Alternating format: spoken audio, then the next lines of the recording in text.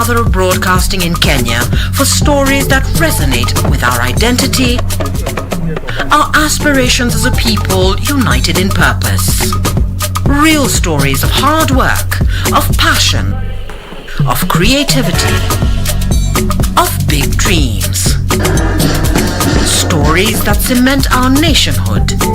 Stories that bring us together as one. We take pride in our shared heritage and destiny. KBC. Informing, educating and entertaining Kenyans as one nation. KBC. Kenya's listening. Kenya's watching.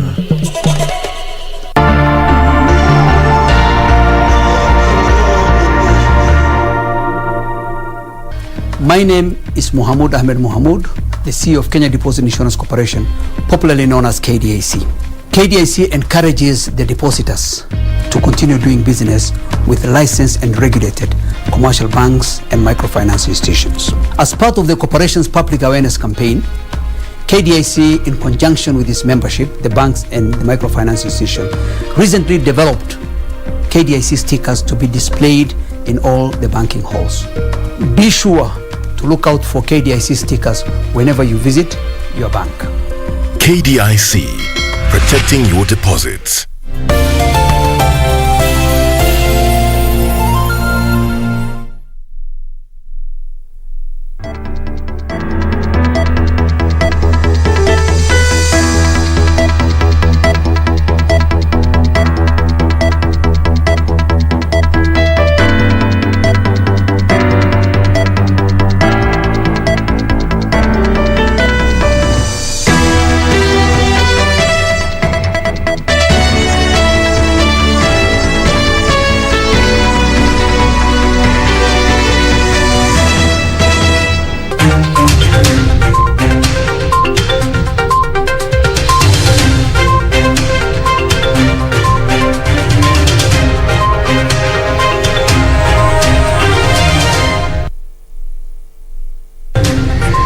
It is Monday, the 19th of July, 2021. Good evening and a warm welcome to Prime Edition Live from Broadcasting House in the capital city of Nairobi, Kenya.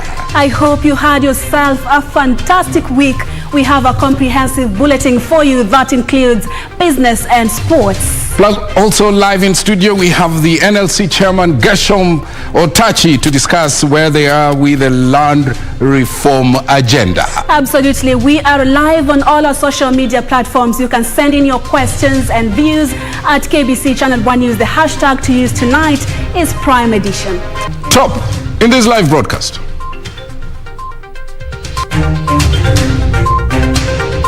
Tunataka iwe ni mjadala kuhusu wananchi. Haiwezi kuwa mjadala ya kubadilisha katiba. Tunataka tubadilishe uchumi.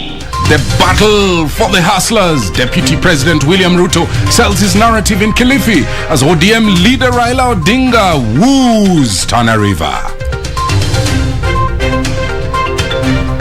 It's ticking time bomb. Medics warned the heightened political activities threaten to reverse gains in the war against COVID-19.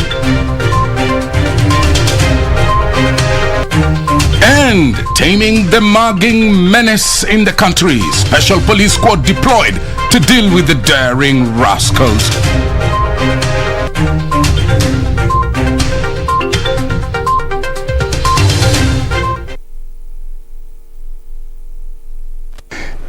Thank you so much for joining us on this edition of Prime Edition, and a very warm welcome to the broadcast. My name is Purity Museo, and Lensa Odingo is our sign language interpreter tonight. And my name is Mboya. Straight to our top story. The search for the 4 IEBC commissioners is on the last stretch with 12 candidates to go. The selection panel having already vetted 24 candidates. On Monday, it was a turn of Mushrid Abdallah Mohamed and Naisai Paloshe Tobiko and Professor Michael Napo Ilukol Lokuruka, who all vowed to ensure the electoral body is not infiltrated by political interest ahead of the 2022 general election. Ben Chumba opens our coverage tonight with that report. On the 9th day of interviews for positions of IEBC Commissioner, Professor Michael Napo Lokuruka, a director of research at Karatina University, took his seat before the selection panel. I'm a very good worker. I can tell you that for a fact. If you ask anybody who has worked with me, I am a very good worker. The Professor of Food Science and former Commissioner with the Public Service Commission exuded confidence of appointment. The teaching, the research work at the University of Reading, at Cornell University, back in Egerton University, management experience, supervision experience, human resource experience in the department, working with the stakeholders in the food industry, my colleagues, and so on and so on. These are experiences that I think, I'm sure this panel would welcome and would be useful to the IEBC.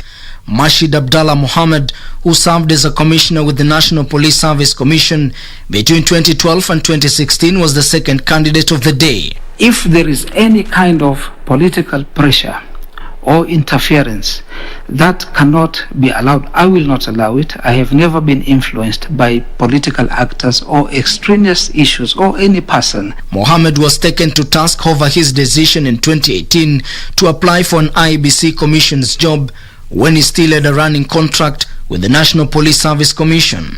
With 2 years to go in the National Police Service Commission, you presented an application to join another independent commission, the Electoral Service. Yes. Did you intend to bail out of the National Police Service Commission? You see, I have a specific knack and attraction for the Election Commission.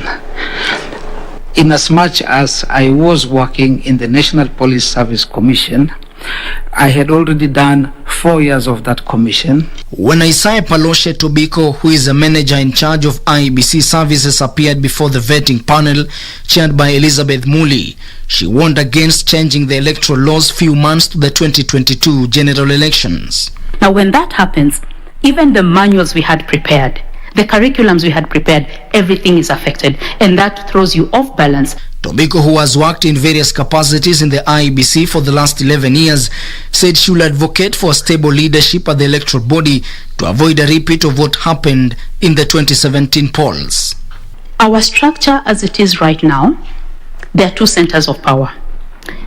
Centers of power in as much as we have very well laid out expectations, regulations, because everybody knows their part as far as the Constitution is concerned. But there's still a power struggle. I think one thing that is missing is the soft skills. 24 candidates have so far been interviewed for the position of IEBC commissioners. Ben Chumba, Prime Edition. Here now is an update on the COVID-19 situation. Medics are now warning that the heightened political campaigns in the country spell doom for the fight against the COVID-19 pandemic. The doctors fear that Kenya could easily go the Indian way, which was severely battered by the Delta variant, blamed on political gatherings. The alarm coming as the country confirmed 431 new cases, indicating 8.2% positivity rate in the last 24 hours. Timothy Kipnusu reports. Medics are sounding a warning that the country could easily enter the fourth wave of the coronavirus pandemic, blaming the situation to the heightened political activities. According to Dr. Lois Ombajo, head of infectious disease unit at Kenyatta National Hospital, they are concerned that the increased political gatherings in the country could spell doom in the war against the pandemic. I think one of the things that we notice about many of our political activities is that usually the whole concept of social distancing and avoiding public gatherings is really thrown out of the window. Ombajo warned that the virus was mutating, coming up with new symptoms and complications, and hence the need to review on patient management.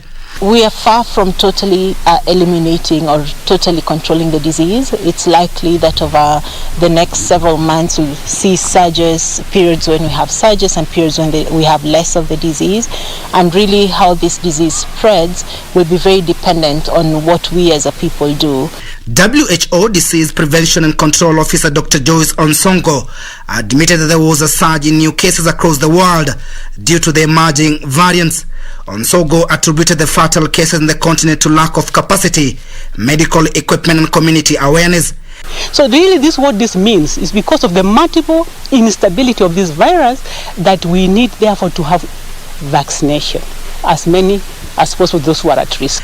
The concerns coming as the country recorded 431 new cases from 5,281 samples tested in the last 24 hours. The country recorded 8 more deaths, taking the death toll to 3,783. Timothy Kipnusu for Prime Edition. Let's now move over to politics. Deputy President William Samoei Ruto says that those pushing for constitutional review should abandon the cause and instead focus on finding solutions to economic challenges facing Kenyans. Ruto says that the interests of the country was not in the Building Bridges initiative and that the only conversation leaders should be having right now is how they will empower the citizenry. For 3 days, Deputy President William Ruto has pitched camp in the Coast region, selling his bottom-up economic approach. Piece by piece, Ruto has tore into the contents of the Building Bridges initiative. Mjadala haiwezi kuendelea kuwa ni mjadala wa viongozi. Tunataka iwe ni mjadala kuhusu wananchi. Haiwezi kuwa mjadala ya kubadilisha katiba. Tunataka tubadilishe uchumi. The Deputy President and his political allies believe that the proponents of the BBI have completely lost the plot and are no longer in touch with the realities facing Kenyans on the ground. Na sababu mimi kidogo natofautiana na BBI. BBI inatuambia wakati mwingine ati wewe mtu wa Kiambu ndio upate, lazima mtu wa Kilifi akose. Mambo ya vyeo kando sasa, mambo ya mali kando, mambo ya mamlaka na kugawanya hapo hapana. Sasa hebu tuangalie vile huyu mama mboga atasaidika. Haiwezi kuwa ni mjadala wa kutafuta vyeo, iwe ni mjadala wa kutafuta nafasi ya kazi kwa mamilioni ya vijana na biashara kwa wamama na wale wengine wote. Ruto spoke in Kilifi South where he met more than 1,000 women in small-scale businesses from 35 wards in Kilifi County. Ni lazima ianze kuwa mjadala wa empowerment.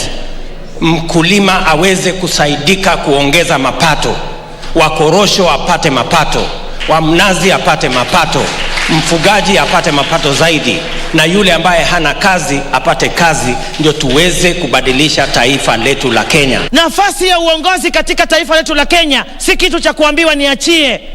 Tunaachia mtu ambaye ako na agenda na mtu ambaye ako na uwezo wa kulichukua taifa hili letu la Kenya kulipeleka sehemu nyingine katika masuala ya kiuchumi. Naibu wa Rais ametuonyesha kwamba inawezekana mtu wa chini kutoka pale chini na kupanda pale juu. Na amebadilisha mazungumzo, sasa ni mazungumzo ya mambo ya uchumi. The 2022 presidential contest is shaping up as an economic affair with front-runners pushing for what they believe may be the remedy to Kenya's ailing economy. Suleiman Yeri, Prime Edition. Let's stay with politics. Orange Democratic Movement Party leader Raila Odinga says the bottom-up economic model being propagated by Deputy President was coined during his time as Prime Minister. Speaking while on a tour of Hola, Tana River County, Raila noted that the framework is well captured in the Vision 2030 agenda and the Deputy President cannot claim to be the driving force behind it. The ODM leader took several jibes at the Deputy President, claiming that he had perfected the art of deception to whip the emotions of Kenyans. Raila dismissed the DP's claims that the opposition had hijacked the government. Hiyo sio ati tunataka tu kugawanya vivyo hapa na pale. Na hiyo vile vile haizidishi pesa gharama ya serikali. Maana yake wale ambao wanakuja waziri mkuu na manaibu wake ni wabunge wote. The opposition chief noted that the same people challenging the current constitutional changes were against the same in 2010. Wale ambao walikuwa wanapinga hiyo katiba wanajulikana. Sasa wao ndio sasa wanatetea hiyo katiba ni nzuri, hakuna haja ya kubadilisha hapa na pale. Kama wewe ulikuwa unasema hii katiba ni nzuri, bwana ulitupeleka sisi kwa referendum. Leaders who accompanied him, including KOTU Secretary General Francis Atwoli, urging Kenyans not to fall prey to cheap propaganda. Ile High Court ilifanya siasa na mambo ya BBI. Na sidhani kama Court of Appeal itafanya siasa na mambo ya BBI.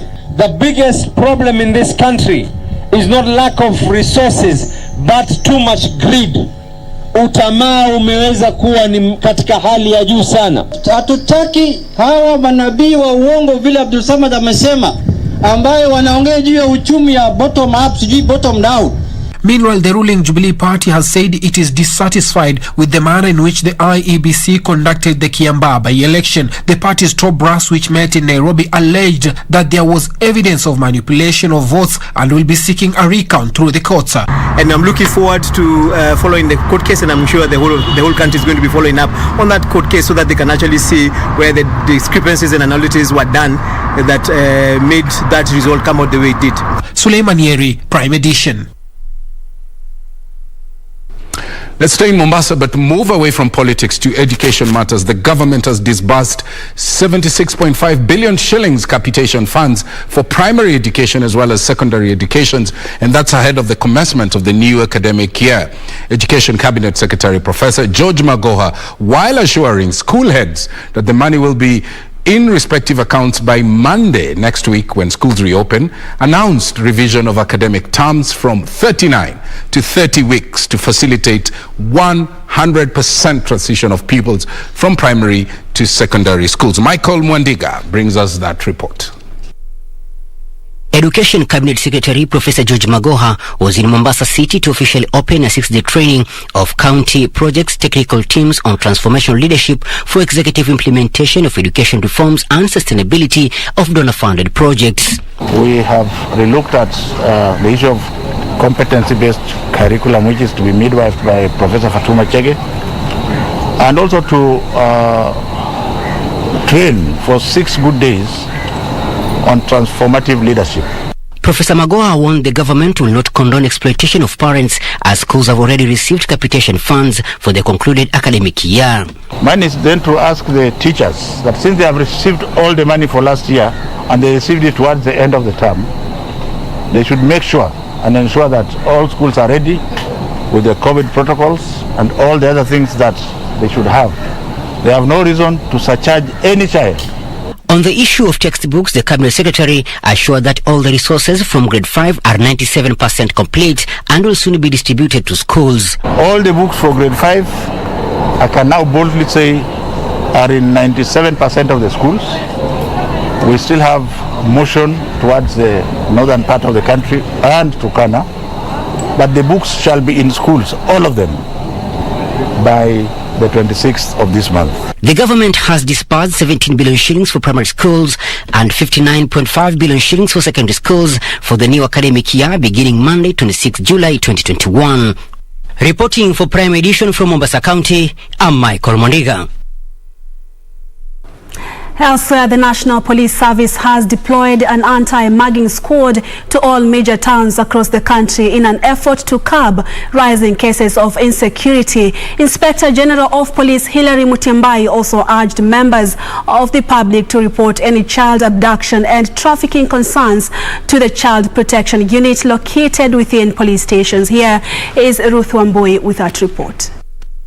Cases of mugging and child abduction have been on the rise across the country in recent days. Inspector General of Police Hilary Mutyambai is assuring the public security agencies in the country are on high alert and already an anti-mugging squads have been deployed to all major towns. Responding to concerns by wananchi raised via the hashtag Engage the IG session on Twitter every Monday, Mutyambai cited phone snatching as a menace in Nairobi and Nakuru counties, saying the special team deployed within the central business districts is working with the National Transport and Safety Authority to ensure safety and security within the matatu industry, where the crime is common. He at the same time cautioned parents and guardians to be on high alert and provide children with basic security as the National Police Service scales up surveillance.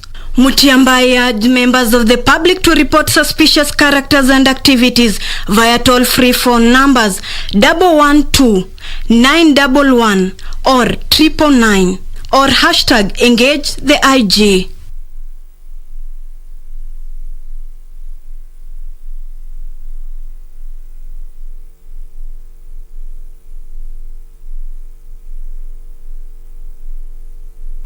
Well, it's time to take a short break. Remember, we have live in studio the chairperson of the National Lands Commission, Gershom Otachi. We should be speaking to him in a short while. Absolutely, and you can send in your questions regarding matters land at KBC Channel 1. Use the hashtag to use tonight is Prime Edition. We are live on all our social media platforms as well. Stay with us. We'll be back shortly.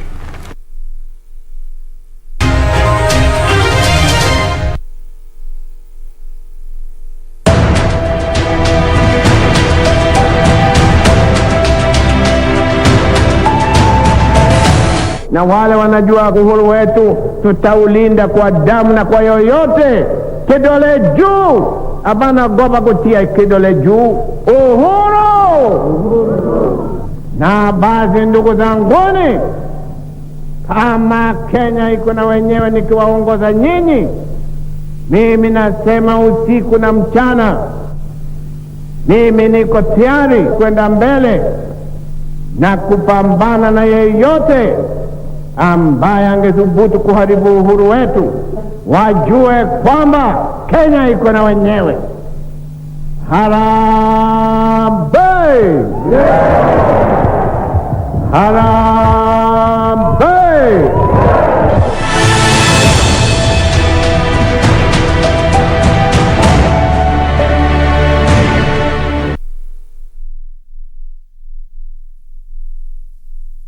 Kupata skiza tune ya maisha, bonyeza *811*965#. Maisha ni mafupi, hivyo si vyema kumaliza muda mwingi katika malumbano.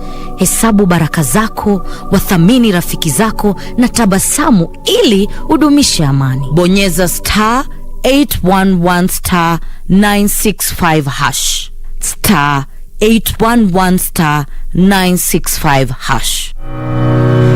Equity has scaled up operations in the Democratic Republic of Congo through the recently unveiled Equity BCDC.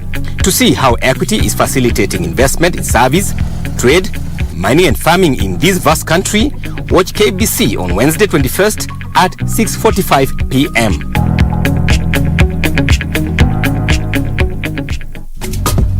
This is where it all began. As the mother of broadcasting in Kenya, you can trust KBC to bring you authentic news and programs to your living room. As KBC, we take pride in our unrivaled heritage as Kenya's trusted national broadcaster.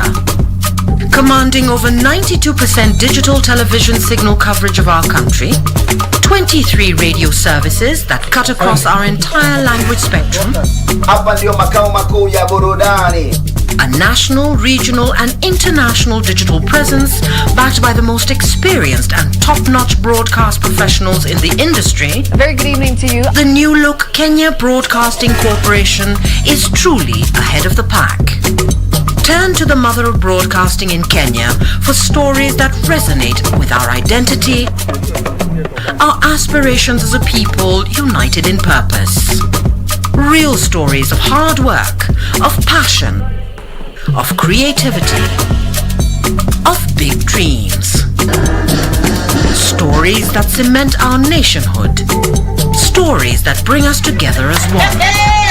We take pride in our shared heritage and destiny. KBC, informing, educating and entertaining Kenyans as one nation. KBC, Kenya's listening, Kenya's watching.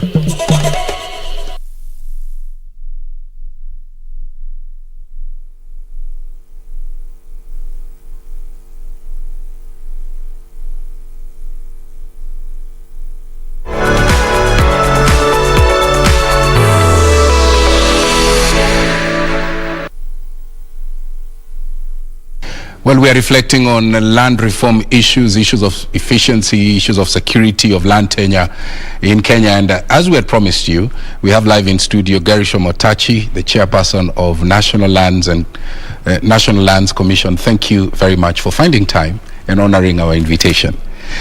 So, as you're opening, just tell us, are you satisfied that the National Land Commission, as it exists today, is the body that was envisaged in the Constitution? Okay, first of all, Mboya, thank you very much for welcoming to the studio. Yeah. And let me also say good evening to viewers. Maybe to give a bit of context to my answer, we should be probably looking at how and why the National Commission was created. Yes. That started with the concept of land reform in Kenya, as we know it in the last decade or so. And that started off with the National Land Policy of 2009.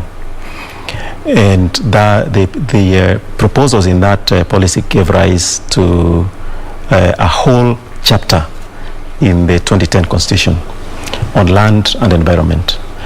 And it's within that chapter that the National Commission was created. Now, why was the National Commission created? As part of the reforms that were proposed in the National Land Policy that gave rise to that chapter, there was some sort of decentralization of the exercise of functions on matters of land, and related to that, segregation of mandates, and those mandates broadly was segregated into functions exercised by the Ministry of Lands, that's the national government, functions exercised by counties, and remember, counties devolution was the birth of devolution was through that constitution again. So you have national government, you have county government, then you have the National Land Commission, okay, and then of course not to mention an important aspect of that reform, an independent section within the judiciary that deals with land matters. So the reason I've given that background is because you want to ask yourself why the National Commission. So it was that segregation of duties that gave rise now to different functions to be exercised by different constitutional bodies. Organs, yes. So has NLC achieved its mandate as stipulated in the Constitution? Yes. So now I come to answer your question. Yes, I think it has, substantially achieved the objectives that were intended. There were those objectives that were time bound, and there are objectives that are ongoing, they are continuing. And to that extent, probably the question what we'll be asking is, have all the various organs achieved their various functions, because they're interdependent. So the National Commission has substantially achieved certain objectives, some short-term, but there are those ongoing ones that we should be looking at and saying, well, it has substantially achieved and continues to achieve its objectives alongside the other organs. The ones that were town-bound, which ones are they? The ones that were time-bound, one was the review of grants and dispositions. Now, that is a bit of a mouthful to simply mean recovery of grab land, if you like, in simple terms. Or land that was improperly allocated to private individuals. How have you fared? Now that was time bound in the sense it had a period of 5 years, and if there's one area that the National Commission achieved, and that was achieved substantially by the inaugural commission, was the recovery of a lot of public land, in the thousands, just close to over 5,000 different parcels of land out of a claim of over 20,000. So really a substantial amount of lands, both large tracts and in small sized plots here and there. Okay. In the course of your duty, have you encountered any challenges? Do you get pushbacks, for example, from very powerful interests as you execute your role? Well, of course, interest will always be there. And I think we, as a commission, the team of commissioners I have is really able to resist any, should we call it arm twisting or improper influence. Those will always pop up. Yes. Okay. Here's the reason why I'm asking that, because I know you have some cases even that are live in court. So I would be happy not to delve into the merits and demerits. But some people feel that the Land Act 2016 is broadly a very, very progressive law. It's a very progressive, and it paves way for communities to own parcels of land. All right. But some of your professional colleagues say that there are loopholes within the legal frame that has the potential really of placing communities at risk of losing their land during formalization. And you know, land is a very emotive. What do you tell those people who have those concerns? I really don't think that there is a serious challenge with the law itself. Certainly there are aspects of the law that may probably need to be tweaked here and there to make the flow of processes a little more efficient. But I don't really think there is much to do with the law. It's a lot more to do with how is it that the various organs that are tasked to apply the law, how efficiently do they do that? Okay. And maybe if I may mention one of the main challenges that as a commission we have, and I know that exists across, has to do with finance. It's budgetary aspects, which sometimes cause challenges and delays. You know, if I may give an example, you know, the function of allocation of public land to individuals or regularization, which is really the same thing. You know, you'll have those parcels of land that were allocated by the defunct local authorities, and the process never developed and went all the way to titles. Then you have a cross-country function where you have the counties having to do planning, and there's a survey normally that would be required to be done between counties and the ministry before those are brought to us, and so on. Sometimes you find challenges with just even that. Let's stay with the challenge of finance, because it's come from you. There's an Auditor General special report that your commission has used 226 million shillings, and on the 23 billion that was in your account to fund your operations. Okay, and I know that as a commission you require approval from the National Treasury before committing. So would you cite those pressures you're talking about, the inadequate funding, as one of the reasons why we are getting an auditor's report citing this? Well, I do know that there was an audit query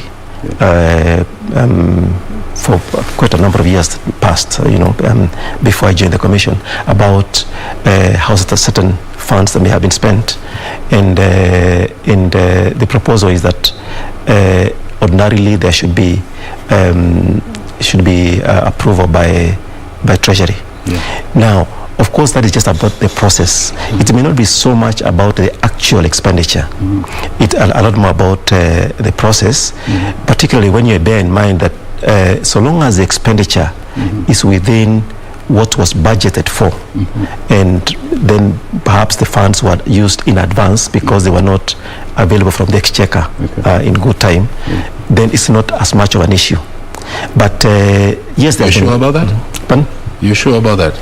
About what? About NIC is concerned that before you use any funds, you have to get express authority from the Exchequer. Well, that is the issue that was raised by the Auditor General in an audit, on a previous expenditure. Okay, fair enough. And basically, what I want to say is that some of these audit queries, once they come up, then they then we try to implement the issues that are raised. Okay.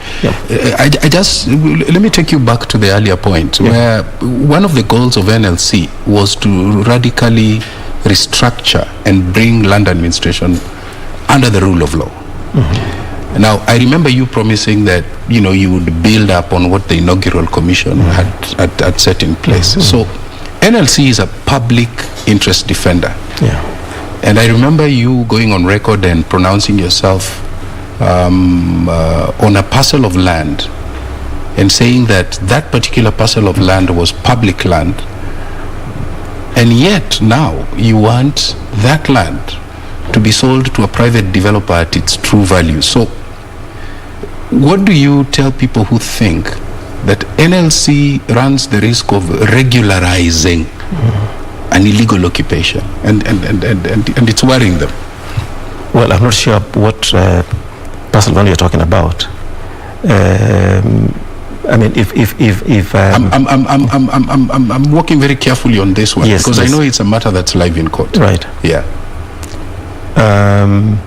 Okay. Now, of course, what happens is there are some matters, maybe trying to think through what you may be asking about. There are certain matters that may have been dealt with by the inaugural commission and certain determinations arrived at. And some of those matters are in court.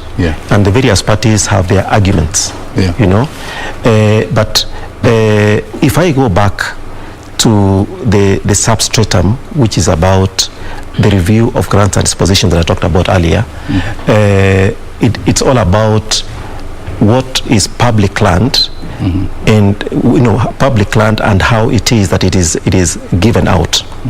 Now, public land, yes, can be converted to private land by a process of allocation.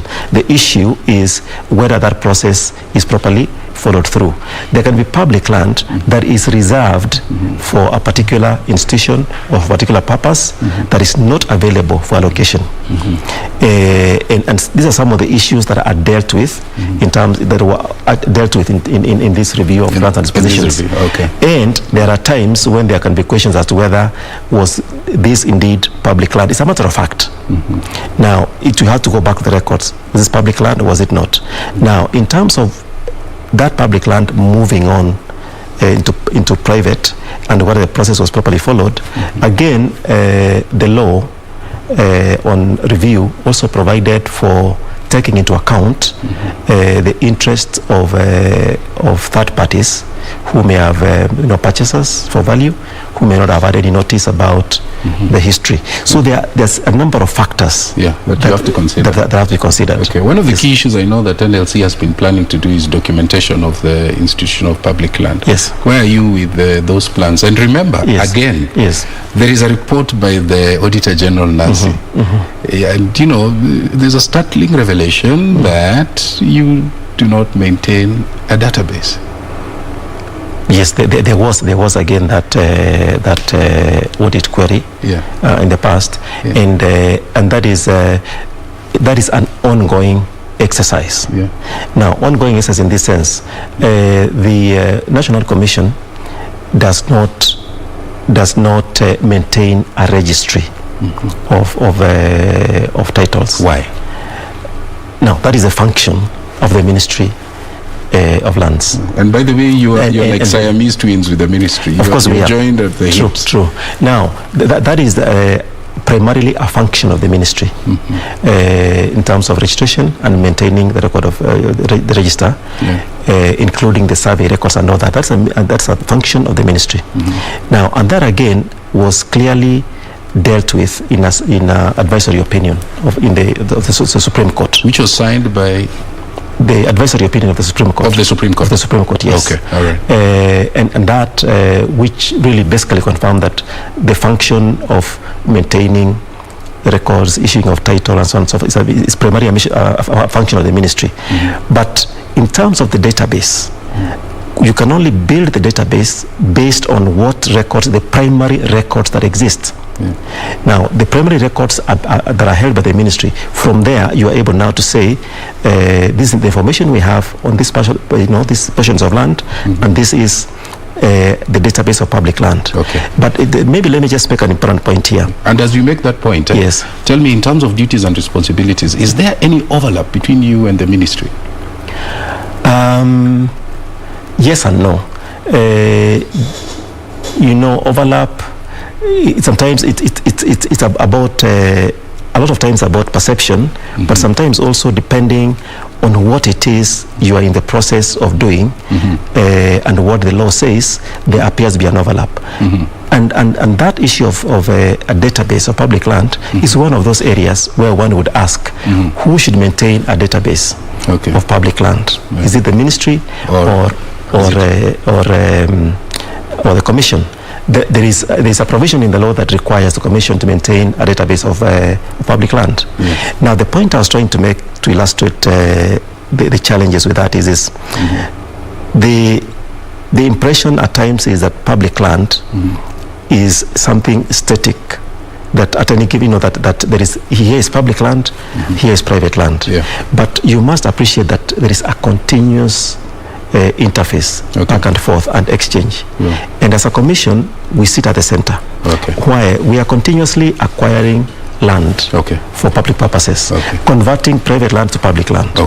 And then there is conversion of what will be public land or community land to private, and so on and so forth. So that continuous move back and forth raises the query then of saying, what is the database at any given time?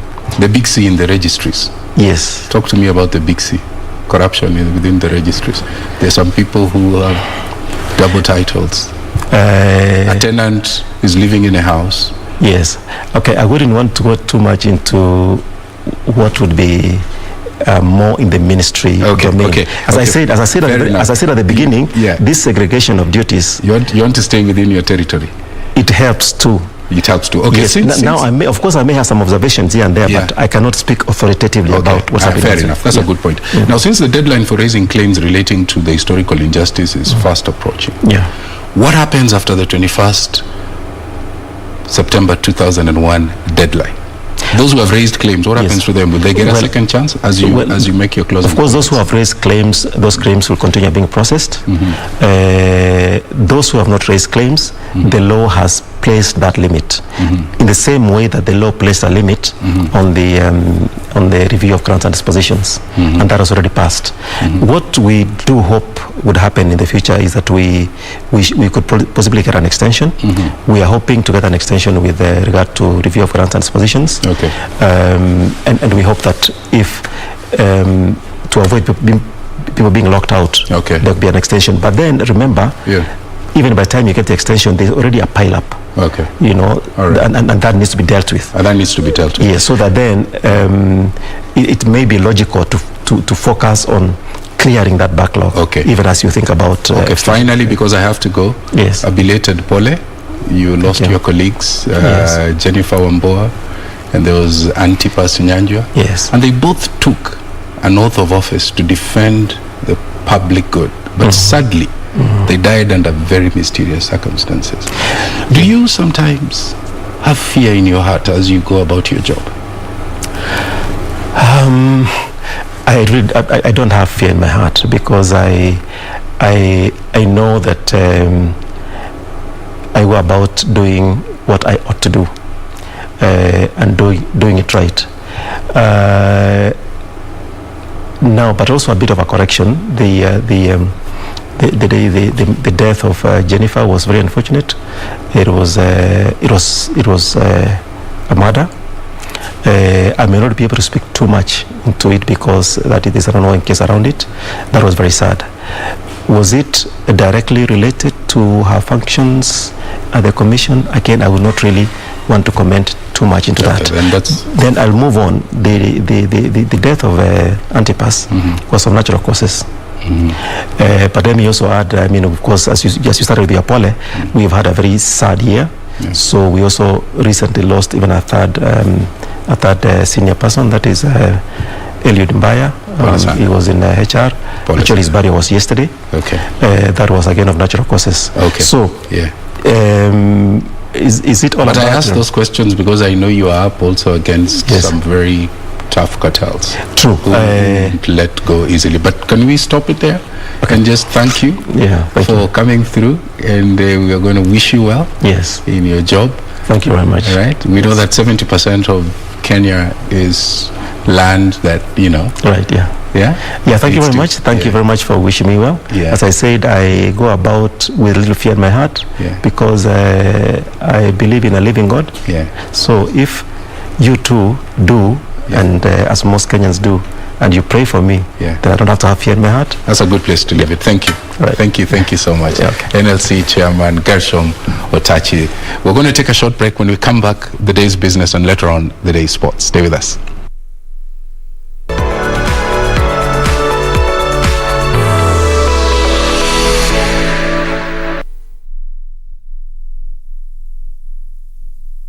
What does this number mean to you? A pack leader? A winner? Or just a number? To us, it means freshness, boldness, vibrancy, and heritage. That's why at KBC Channel 1, we make it easier for you to pop up your family entertainment to a fresh, exciting, and colorful bouquet.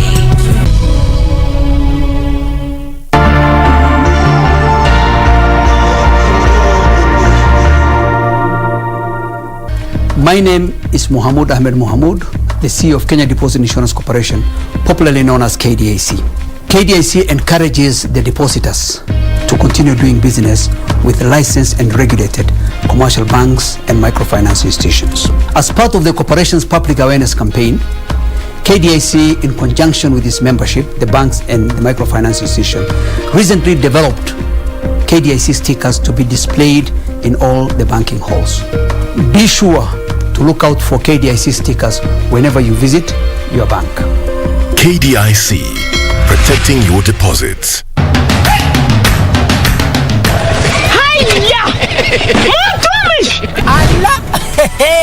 Nissan Serena ndio hii, na unaweza kuwa wewe ndio tunapikia simu. Kodi ya Nissan Serena ni NS, alafu kisha kwenye amount ni 50 bob. Hii Nissan Serena tunakupatia na shilingi 50. Kujiunga na QuickBid ni rahisi. Enda kwenye M-Pesa, bonyeza paybill, kisha weka business number 4032353. Kwenye account, weka kodi ya bidhaa unayotaka na bidi yako ya chini zaidi. Kwa mfano, TV 16. Kisha weka shilingi 20 tu kama idadi yako. Weka bidi yako pia kwenye www.quickbid.co.ke. Kumbuka, bidi ya chini zaidi ya kipekee ndio hununua. QuickBid, bidhaa bora kwa bei ya chini.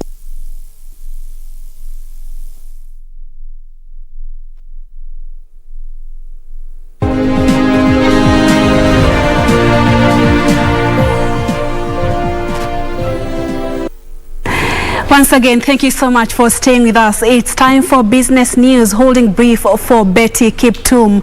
The Kenya Tea Development Agency says it will compensate farmers whose tea will be withdrawn from the auction floor. The agency in January raised the prices of green leaf tea to 21 shillings from 16 shillings. Has said it has secured storage facilities to store excess tea to prevent frequent tea glut at the auction warehouses. Last week, tea valued at 1 billion shillings belonging to KTDA affiliated factories remained unsold at the Mombasa auction after traders shunned the tea. The protest was as a result of the government's move to set a reserve price for Kenyan tea sales in what it said was to protect farmers from exploitation. Despite the low sales, the government says it will not relent on its quest to dictate tea pricing at the auction and will withdraw excess tea from the market to drive up demand. There is nothing unusual with withdrawing prices from the tea from the market.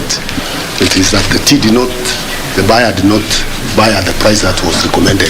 Agriculture Cabinet Secretary Peter Munya says modalities including storage facilities have been put in place to reduce frequent cases of tea market glut that have been pushing down tea prices due to an oversupply. Look at the destination where the tea goes. The prices have not gone down.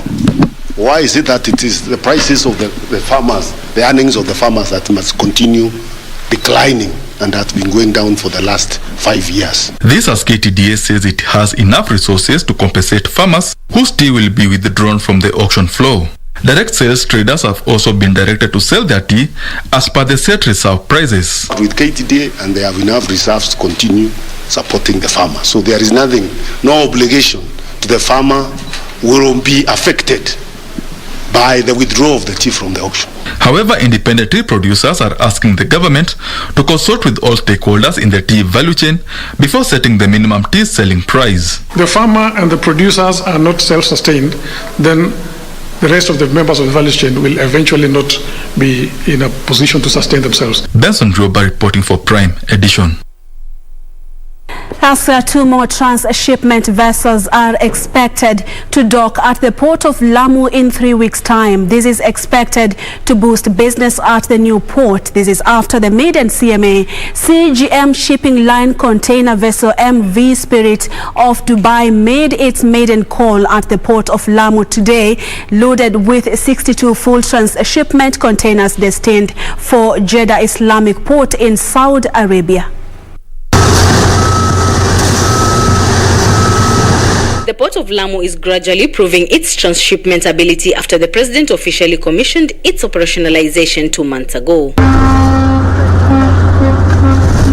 Today, the maiden transshipment vessel by CMA-CMG shipping line, MV Spirit of Dubai, called the port where 62 transshipment containers were loaded destined for Jeddah Islamic Port in Saudi Arabia. Today we have Spirit of Dubai here to complete the transshipment cycle, loading again those 62 containers to Jeddah. Most of the consignments are seaweed and wheat brand from Zanzibar that we are currently loading here under operations. According to the CMA-CMG shipping line Deputy Managing Director Daniel Sepetu, the setting up of the ICT systems and the clearance of the transshipment cargo was done without any hitches. We had managed to submit the manifest through ICMS, which is Integrated Custom Management Systems, was then transmitted to KPA and KRA and Kentrade. So the whole process went smoothly. The cargo was released system-wise, to the point now it's been loaded on board. Sepetu has highlighted the need for the port to persuade more shipping lines to use the port as the preferred transshipment port. Kenya Ports Authority Acting Managing Director Ambassador John Mwangemi said that they expect more equipment in 4 months' time that will complement the smooth running of the port operations. Of course, we are in the procurement process, but this equipment will be coming from our major suppliers, and we are looking forward to equipping this port in the next 4 months. And that equipment maybe will come up in the up to early next year. It depends on the period of manufacturing. The government is working to ensure the Port of Lamu meets the demands of its clients. Exactly 2 months ago, President Uhuru Kenyatta officially commissioned the operationalization of this Lamu port. Today, the Spirit of Dubai vessel will be carrying the first transshipment cargo to the Port of Jeddah. From Lamu County, I am Anburu. Thank you so much, Anne. MultiChoice Group is set to launch a new channel dubbed Maisha Magic Movies next week as the company seeks to revamp up its local content production. The company is focusing on developing movies and shows set in its biggest markets of Kenya, Nigeria and South Africa. MultiChoice says the new channel targets the Ugandan, Kenyan and Tanzanian audiences. However, the content will be available in all key markets across the African continent. According to stakeholders, Maisha Magic Movies will be a game changer within the East African market, as well as in an industry where the creation of local movies has proven to be in deficit. Telling our authentic stories is key to our mandate. We value storytelling and have established programs that promote the business of filmmaking. Notably, 20 scriptwriters from various counties graduated recently in June This year, MultiChoice Africa through Mnet is the biggest investor in local content on the continent and has played a significant role in bringing the local film and TV. Viewers can look forward to exciting homegrown titles in various genres, including action, thriller, and drama, including titles by leading producers in the region such as 94 Terror, Damu Moja, Freedom Movie, Kizingo, Kutu, Mumemze, Sangita, The Torture, World's Tofuata, among others. Customers are becoming more and more accustomed to receiving personalized content that talks to their specific requirements, often seemingly for free. This new film channel that we are launching is one way that we are connecting with our customers. It is our strong belief that MultiChoice has placed the East African region on the global stage of film production. The channel will go live on Monday, the 26th of July 2021 at 4 p.m. East African time and will be available to DSTV customers on DSTV Compact, DSTV Compact Plus and DSTV Premium packages. Regina Manyara reporting for Prime Edition. That report by Regina brings us to the end of business news. Thank you so much for staying with us. Coming up next is sports news with Richard Munga. Stay with us.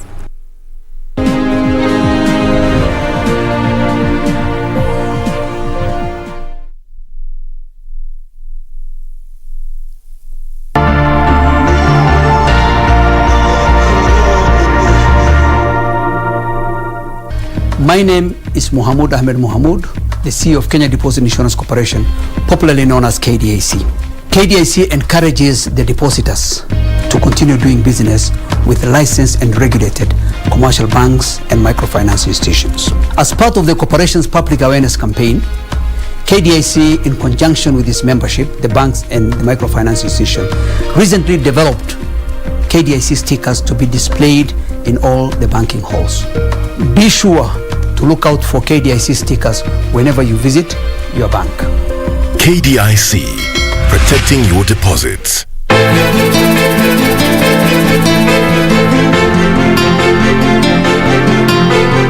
Mimi nataka uwe kama wanawake wengine, kasirika, vunja vikombe, vunja visahani,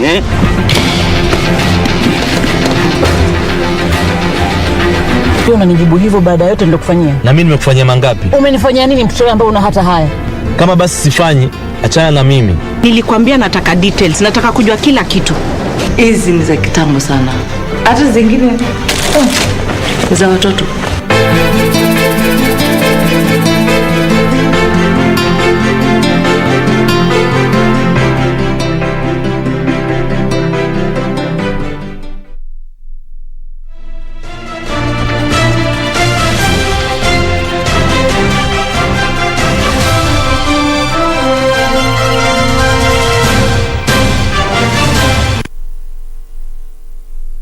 Well, good evening. I'm Richard Munga with the day's sports. Now, 2016 Paralympic Games 1500 meters silver medalist Nancy Chelagat has said she will be seeking to clinch a gold medal in this year's Games that will be held in Tokyo, Japan next month. Chelagat joined 12 other Paralympians who represent the country in the Games in a training session that was held today at the Kasarani Stadium. The Kenyan team, which consists of the team Paralympians, will be seeking to show a splendid performance during this year's edition of the Paralympic Games that will be held in Tokyo, Japan. We have a seniors hapa ambayo wameshiriki hizi michezo. Kuna defenders ya Rio na we have some kuna juniors ambayo wako hapa, lakini ni wakali. So tunatarajia tunusoe mametali katika nchi yetu ya Kenya. Out of the 13 Paralympians, 4 will be making their debut in this year's edition. Nimejiandaa vizuri na najua nitaleta medali nzuri kati ya zile zote, the best which is gold inshallah. Na naomba Mungu anipatie nguvu ili niweze nishinde hiyo medali. It's a gold. Nitaipata kabisa. Tumejiandaa vizuri. Tunatazamia kwenda mahali pale na kuleta nishani. So mimi nakimbia mbio ya 5000 meters na 1500 meters. The Kenyan team to this year's Paralympic Games will be seeking to clinch more medals after clinching 2 gold medals, 1 silver and 1 bronze medal during the 2016 edition that was held in Rio, Brazil. Reporting for Prime Edition from Kasarani Stadium in Nairobi, my name is Frederick Mwoki.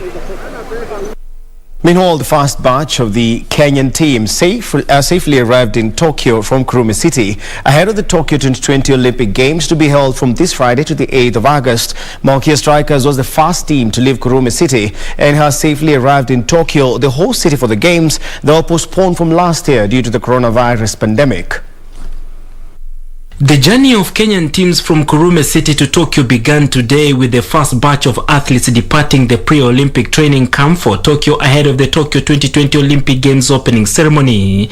The national women's volleyball team Malkia Strikers was the first team to leave Kurume today morning and safely arrived in Tokyo, where they underwent the necessary COVID-19 protocols before being admitted into the Olympic Village.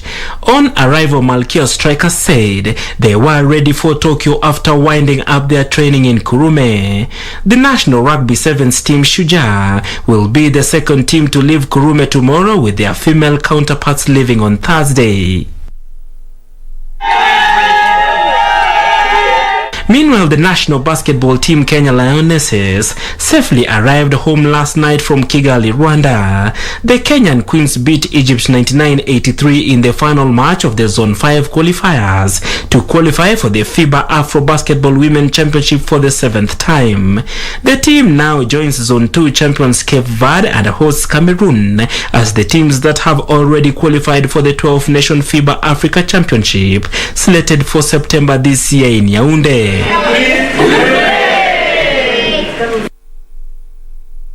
Well, that's all the time we have for sports tonight. But don't go too far, as Mboya and Purity Museo will be coming back in a few. Thank you so much, Richard Munga, for that. And of course, it's Tokyo 2020 ongoing, and okay. Not very much. We'll talk about that later, but thank you so much for watching Prime Edition this Monday night. We really appreciate your company. Simon Karinga, you are tuned in. Thank you so much. To Sammy Isaac, you are watching us from Eldoret. You're saying good evening to you. Many thanks. I'm Purity Museo. Good night and God bless. And thank you so much for watching. My name is Mboya. Remember, we will be back tomorrow night on Prime Edition again. Good night and take care.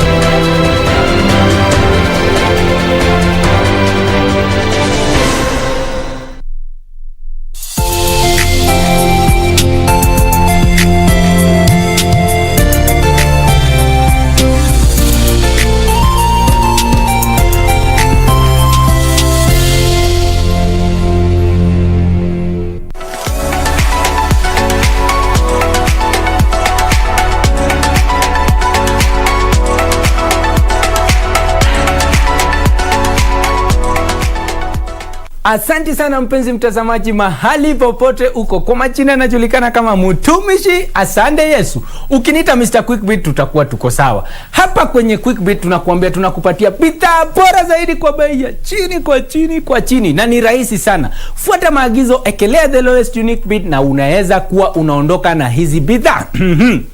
Kumbuka, ni rahisi sana. Unaenda kwenye lipa na M-Pesa, paybill number 4032353. Kisha kwenye account number unaekelea kodi ya bidhaa ambayo tunauza kwa siku. Alafu amount shilingi 20 bob my friend.